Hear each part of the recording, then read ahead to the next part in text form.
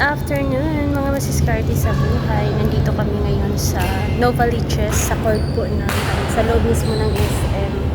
Maglalaro kami ng badminton.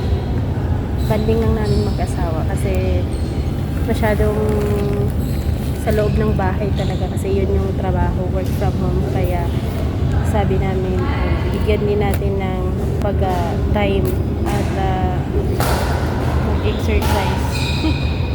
Medyo may kamahalan, pero laban lang.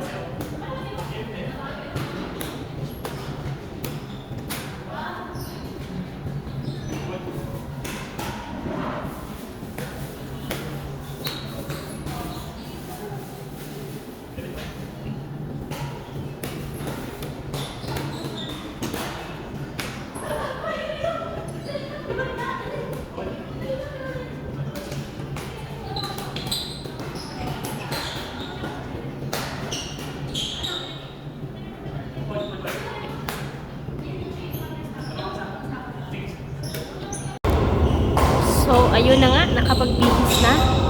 Unang round, panalo yung asawa ko. Pangalawang round, panalo ako. Tapos sa pangatlo, sa final na, siya ang panalo. So, parang sa buhay din, na minsan talo tayo, and nananalo din. So, minsan nasa itaas ka ngayon na ikaw ay hindi ganong hirap. Tapos minsan, nakaranas ka ng sobrang hirap. But at the end of the day, sa hirap at sa kasiyahan, maging grateful ka. Especially pag nakaranas tayo ng mga pagkatalo sa buhay. So yun lang naman ang gusto ko i-share sa laro namin ngayon, yung natutunan ko na hindi ka laging panalo, kaya always be humble and always be thankful. Yun lang. Naniniwala ako na laging babae ang nananalo. Pero sa laro namin ngayon sa badminton, isang beses lang ako nanalo. Saan? Ang hostesya. Oh, dahil talo tayo ngayon, bili na lang kayo ng aking pabango. Check nyo na lang sa Yellow Basket.